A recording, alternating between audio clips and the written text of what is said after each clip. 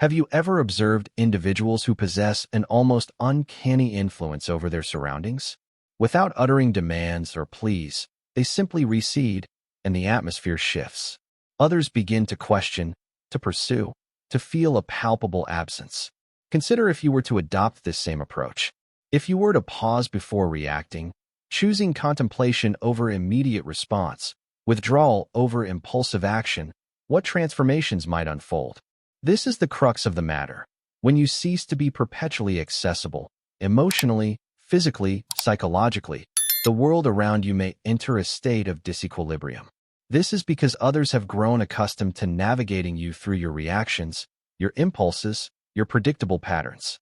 However, the moment you consciously choose to withdraw, the dynamic alters profoundly. Those who believe they held a comprehensive understanding of you may realize the extent of their misapprehension. As Carl Jung wisely noted, everything that irritates us about others can lead us to a better understanding of ourselves. Reflect on this. When you become less reachable, who is it that truly feels agitated? Who attempts to provoke you, seeking a flicker of your emotional response? Their reaction unveils more about their inner landscape than it does about yours. It often exposes the subtle ways in which you have been unknowingly steered.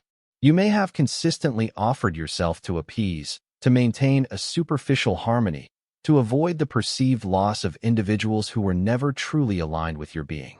With each forced agreement, each instantaneous reply, each surge of emotion you readily offer, a fragment of your vital energy dissipates. Consequently, you may find yourself at the day's end feeling depleted, frustrated, experiencing an inexplicable void. The underlying reason?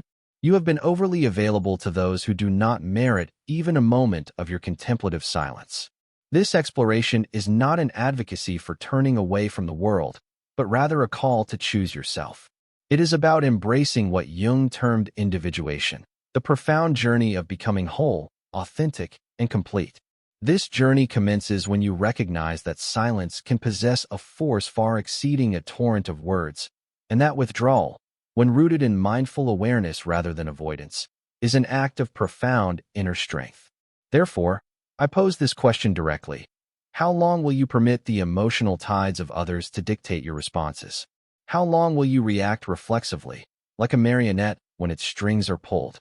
Perhaps the time has arrived to sever those ties, to embrace a degree of mystery, for when you cease to be readily available, everything shifts. You have been conditioned to be ever-present, to respond swiftly, to prioritize the comfort of others, to concede even when your inner voice dissents. From an early age, you may have absorbed the notion that your worth is intrinsically linked to your accessibility. However, a crucial truth often remains unspoken with clarity. This excessive availability is not a virtue. It is a self-imposed constraint. As long as you believe you must be constantly reachable, emotionally or otherwise, you risk being subtly manipulated, drained of your vitality, and relegated to the periphery once your perceived utility diminishes. Why does this occur? Because unwavering availability renders you predictable, and predictability transforms you into a tool. Others may begin to treat you as an emotional quick fix, a button to be pressed for attention, solace, or validation, only to be disregarded once their immediate need is met. This dynamic may remain veiled because you are ensnared in the illusion that constant presence for others will somehow guarantee their reciprocal presence for you. Experience often reveals this to be a fallacy. Carl Jung elucidated the concept of the persona, the social mask we adopt to gain acceptance, affection, and recognition. It is precisely this mask that often compels you towards excessive availability. You may feign agreement when feeling overwhelmed, respond to communications instantly even when depleted, and offer explanations and justifications as if perpetually indebted to the world. Yet, the more you position yourself at the center of others' narratives, the more you fade from your own. Unwavering availability is a subtle form of self-neglect, a disguised attempt to secure approval, evade rejection, and control the perceptions of others. This control, however, comes at the cost of your inner peace and the unsustainable expenditure of your finite vital energy. Individuals who demand constant access to you often do not truly desire you. They desire what you provide: validation, companionship, distraction, emotional comfort. When you introduce boundaries, when you decline to react predictably, these same individuals may become agitated, accusatory, labeling you as different or difficult. This is not because you have fundamentally changed, but because you have ceased to fulfill their accustomed function. Herein lies a poignant truth. The more readily available you are, the less value others may ascribe to you. What is overly abundant can become an emotional commodity, taken for granted. Respect is rarely extended where effort is not required. Value is seldom placed on what is perpetually present. Pause now and contemplate. Who truly merits your time, your attention, your presence, your active listening? Or, perhaps more importantly, who deserves your considered absence? Before answering, we must delve into a fundamental question. Why do we react so readily, yield so easily? What underlies this almost automatic inclination to respond, justify, and appease? The answer, as Jung might suggest, lies in the realm of psychic energy, a concept we will explore further. Your energy is your most precious resource, and if you do not learn to safeguard it, others will invariably draw upon it. Carl Jung did not envision the human psyche as a mere automaton, reacting to external stimuli without internal consequence. For him, the mind operates as an energetic system where every thought, emotion, and action consumes a portion of this vital energy. The crucial question is, are you consciously directing your energy, or are you allowing the external world to dictate its flow? Each impulsive reaction represents a dissipation of psychic energy. When you feel compelled to defend yourself against inconsequential criticism, when you respond to provocation merely to assert your correctness, when you engage in unproductive arguments, when you strive to please those who offer no genuine appreciation, you are expending your inner strength on endeavors that do not nourish your being. Jung astutely observed that which you resist persists. The more you react, the more you bind yourself to the very dynamics you seek to escape. Individuals who experience chronic emotional depletion are not inherently weak. Their energy is simply misdirected. And what befalls someone in a state of exhaustion? They become vulnerable. Vulnerability, in turn, renders you susceptible. Easy prey for manipulative, opportunistic, and emotionally needy individuals who can sense your porous energetic boundaries, your tendency to react, your inclination to perpetually fix the world around you. They capitalize on this. Jung posited that a healthy psyche is adept at containing its energetic resources. This entails knowing how to decline without guilt, how to remain silent without feeling inadequate, how to observe before acting. True power resides not in reflexive reaction, but in the conscious choice of when and how to engage. This discernment is only attainable through profound self-awareness, the ability to recognize your own impulsive patterns. Reflect on the countless sleepless nights spent replaying unresolved conversations, the hours consumed by ruminating on perceived slights or mistreatment. This is psychic energy draining away without return, sustaining ghosts that should have long since faded, perpetuating dynamics solely through your insistence on reacting. Psychic energy, when well guarded, acts as a potent force field, creating an aura of presence. You enter a space and command respect without uttering a word. Conversely, poorly managed energy renders you invisible, reactive, fragile, leaving you vulnerable to the world's often unyielding nature. Therefore, begin to observe your personal triggers. What compels you to react automatically? What disrupts your inner equilibrium? These are the very points where your energy leaks and where conscious effort is required. The aim is not to become cold or indifferent, but to cultivate selectivity, to become sovereign over your own energetic domain. Herein lies one of Jung's profound insights. When you conserve your energy, you disrupt the projections that others cast upon you. This can be deeply unsettling for them. As we now venture into the shadowy territory of silent manipulation, a topic we will explore in the subsequent segment. We will examine how opportunistic individuals feed off your energy and why your unavailability can completely dismantle these manipulative games. Prepare to confront the gaze of those who have unknowingly drained you. You may believe you are in control, that your reactions are deliberate choices. However, a deeper truth often lies concealed. Many of your emotional responses are deeply ingrained patterns, and those who understand this can manipulate you with ease. Opportunistic individuals do not necessarily resort to raised voices, threats, or overt coercion. They simply trigger the exposed buttons of your conditioned responses, and you react, predictably. Carl Jung termed this phenomenon projection, the psychological mechanism through which individuals attribute to others what they cannot acknowledge within themselves. But there is a less recognized facet to this. While others project onto you, you also become a receptacle for these projected images. The more emotionally available you are, the more you become a blank canvas for these projections.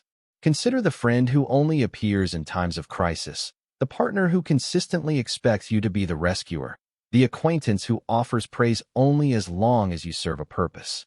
These interactions are often not about genuine connection with you, but rather with the idea of you, the role you unwittingly agreed to play. Why do you acquiesce? Often, it stems from a fear of disappointing, a fear of losing affection, a fear of abandonment.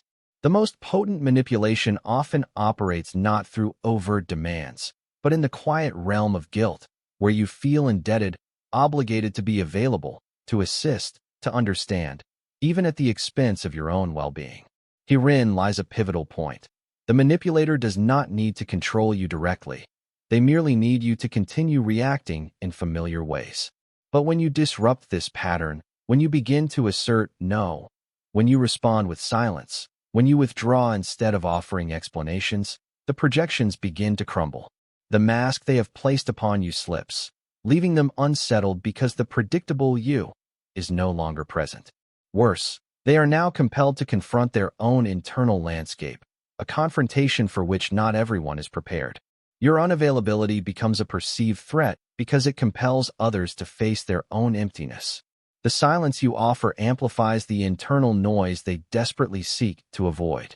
This may be met with criticism, emotional drama, not because you are inherently wrong, but because you have ceased to function as a convenient mirror reflecting their desired image. Jung stated, "We do not become enlightened by imagining figures of light, but by making the darkness conscious." When you withdraw, when you cease to fuel the established dynamic, the other's shadow begins to emerge, an experience often unbearable for those who have consistently used you as an emotional escape. But what about you? Are you prepared to navigate the discomfort of being misunderstood, rejected, or even criticized for prioritizing your own well-being? Are you ready to endure the silence that follows the disruption of these patterns? Because it is precisely within that silence that a new form of inner power is forged, a topic we will explore in the next segment. You will begin to understand why silence can be the most profound force within the human psyche, and how it fundamentally alters the dynamic between you and the world. The modern world is a cacophony of voices, each vying for attention, eager to respond instantly, to win futile debates, to assert their perspective, often at the cost of their own inner peace. Yet, there exists a power that few truly understand and even fewer master, the power of silence.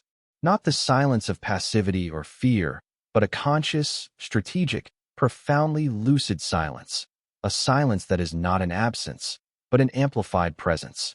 Jung viewed silence not as a void, but as fertile ground for inner transformation. When you cease to react impulsively, you begin to observe with greater clarity. This observation allows you to discern patterns that previously went unnoticed, emotional repetitions, manipulative tactics, cycles of self-sabotage. Silence fosters lucidity, and lucidity can be unsettling for those who thrive on controlling your responses. Have you noticed how some individuals exhibit unease when you don't immediately respond, when you refrain from offering explanations, when you simply create space? This is often not because they genuinely miss you, but because your silence disrupts their narrative control. While you engage in verbal exchange, you remain within their game. But when you become silent, you alter the very rules of engagement, unbalancing anyone who relies on your predictable reactions. True silence is not merely the absence of speech.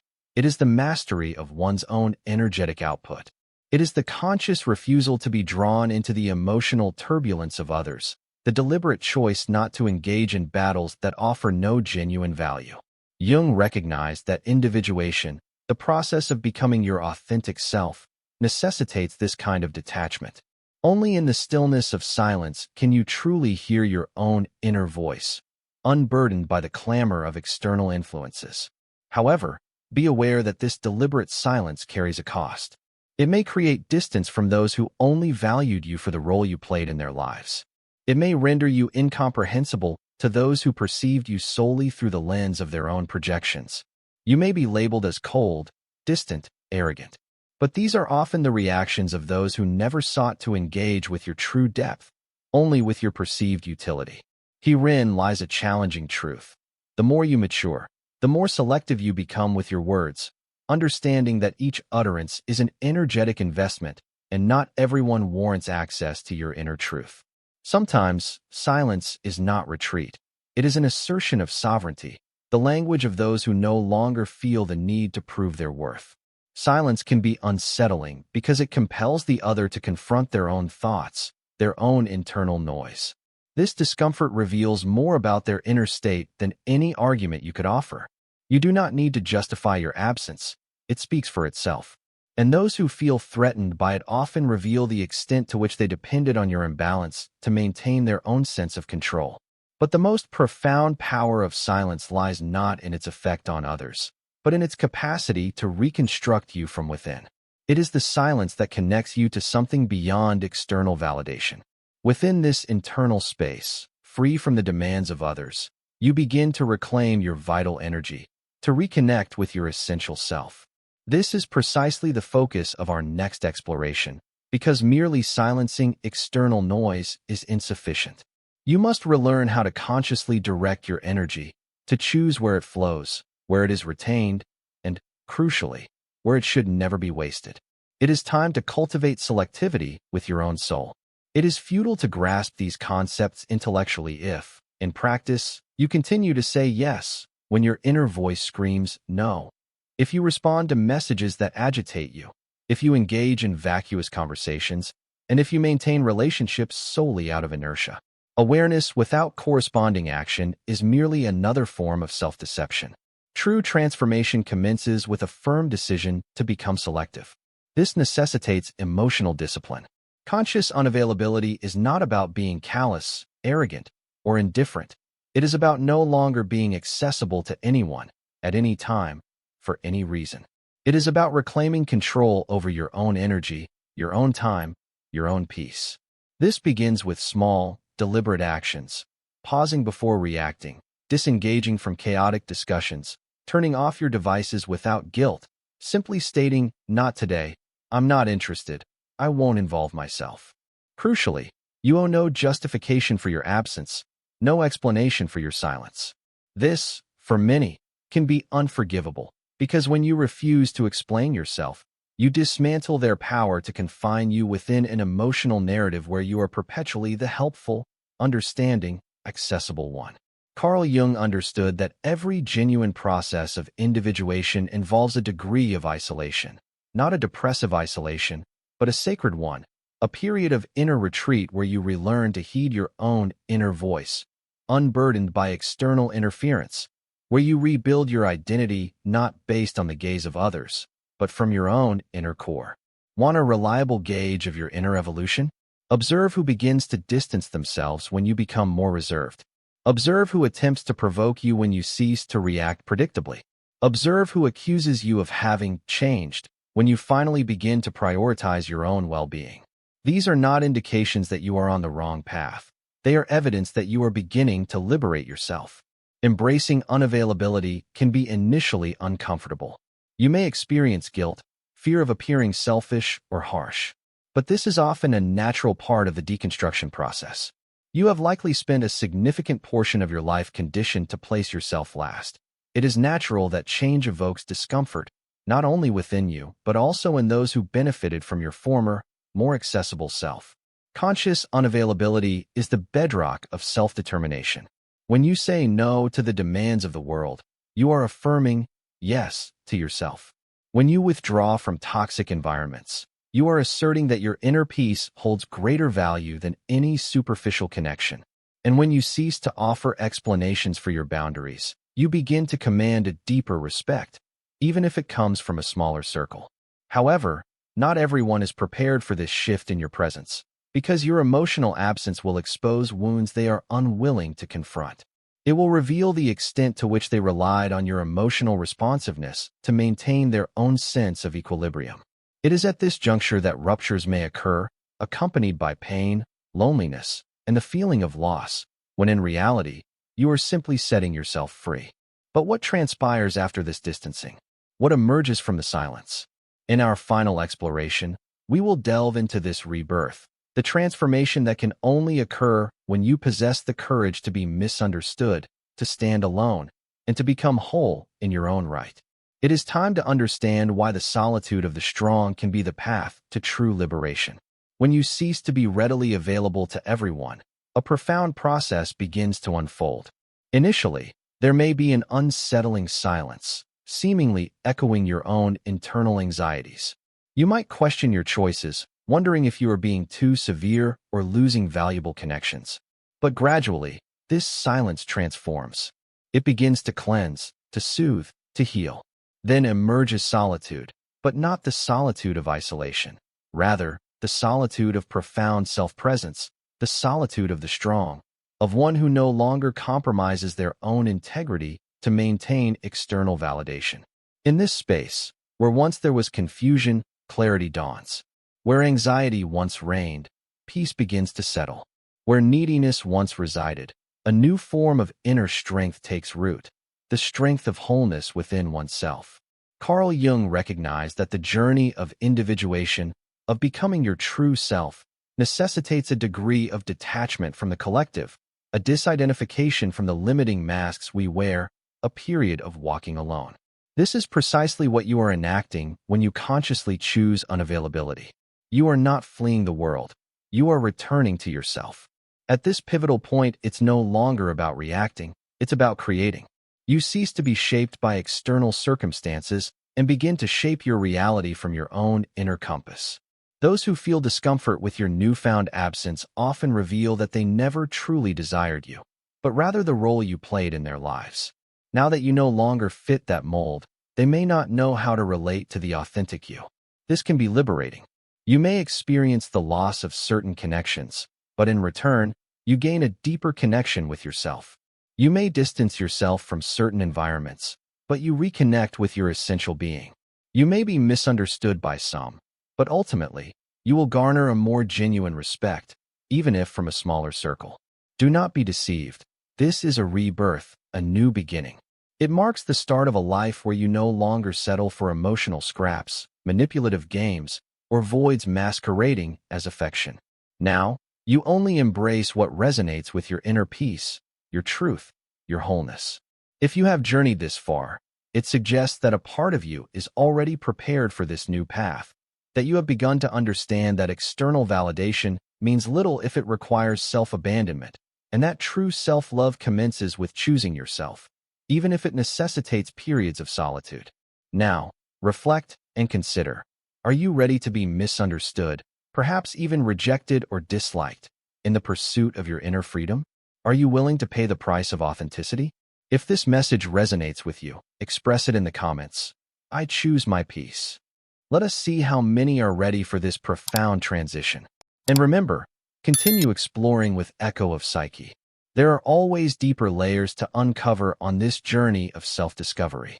Until our next exploration, may your silence be your strength.